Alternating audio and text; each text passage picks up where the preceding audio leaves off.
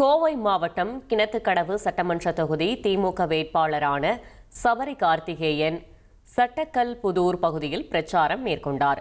அப்போது பேசிய அவர், கிணத்துக்கடவு தொகுதியில் 15 ஆண்டுகளாக அதிமுகவை சேர்ந்தவர்கள்தான் எம்எல்ஏவாக உள்ளதாகவும், தற்போதைய சிட்டிங் எம்எல்ஏ 10 ஆண்டுகளாக அந்த பதவியில் உள்ளதாகவும் கூறினார்.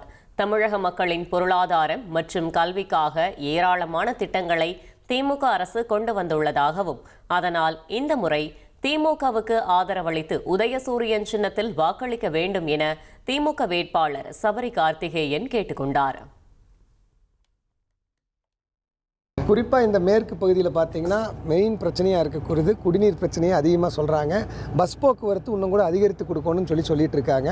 குடிநீர் பிரச்சனைகளுக்கு அங்கங்கே சில திட்டங்கள் நடைமுறையில் இருக்குது. இன்னும் கூட சொல்லப்போனால் அந்த சட்டக்கல் புதூருக்கெல்லாம் இன்னும் 1 வாரம் 10 நாள் காலத்தில் அந்த ஸ்கீம் நிறைவுற்று அந்த குடிநீர் வழங்கக்கூடிய திட்டம் முடிவடைந்துடும். அது இல்லாமல் ஒரு 80 கோடி ரூபாய்க்கு நம்ம முதலமைச்சர் அவர்கள் கூட்டு குடிநீர் திட்டம் அறிவிச்சிருக்கிறாங்க. அந்த கூட்டு குடிநீர் திட்டத்தில் பல்வேறு கிராமங்கள் சேர்க்கப்பட்டுள்ளது. 1,27,00,000 மனங்களை வென்ற தந்தி டிவி யூடியூப் சேனல். தவிர்க்க முடியாத தம்ப்நெயில்ஸ், கலக்கலான கான்டென்ட்ஸ். நீங்களும் இந்த குடும்பத்தில் இணைய இப்பவே சப்ஸ்கிரைப் பண்ணுங்க.